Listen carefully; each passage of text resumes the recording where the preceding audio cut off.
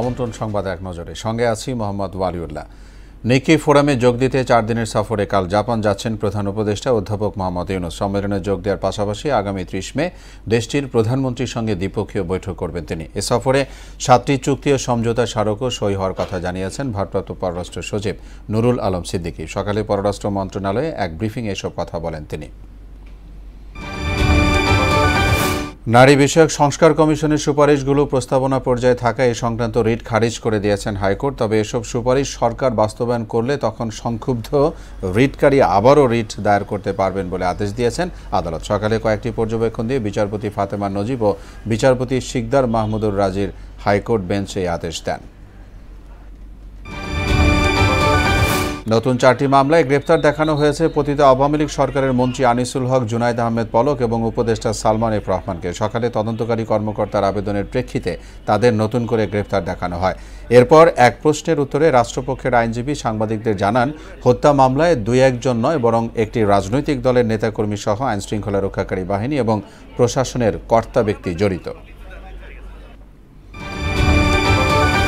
21 August grenade হামলা মামলায় সব আসামি খালাসের রায়ের বিরুদ্ধে রাষ্ট্রপক্ষের লিভ টু আপিলের শুনানি কাল। সকালে বিচারপতি আশফাকুল ইসলামের নেতৃত্বাধীন 5 বিচারপতির বেঞ্চ এদিন ধার্য করেন। এর আগে গত 1 ডিসেম্বর ও হামলার ঘটনায় হত্যা ও বিস্ফোরক দ্রব্য আইনের মামলায় বিএনপির ভারপ্রাপ্ত চেয়ারম্যান তারেক রহমান সহ সব আসামিকে খালাস দিয়ে রায় দেন হাইকোর্ট।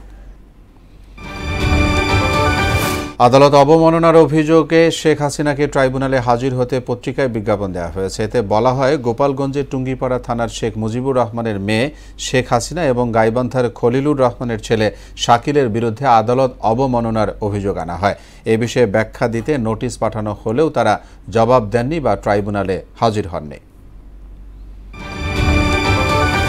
অবরুদ্ধ গাজা ভূখণ্ডের একটি স্কুলে আশ্রয় কেন্দ্রে হামলা চালিয়েছে ইসরায়েল। এতে প্রাণ হারিয়েছে 25 ফিলিস্তিনি। তালিকায় 2 রেডক্রস কর্মী এবং 1 সাংবাদিকও রয়েছেন। গাজার মিডিয়া অফিস বলছে, স্কুল হামলা ও জোরপূর্বক উচ্ছেদের মাধ্যমে ইসরায়েল গাজার 77% দখল করে ফেলেছে। গাজায় যুদ্ধ বন্ধে ইসরায়েলের উপর আন্তর্জাতিক সম্প্রদায়ের নিষেধাজ্ঞা আরোপের দিকে নজর দেওয়া উচিত বলে জানিয়েছেন স্পেনের পররাষ্ট্রমন্ত্রী।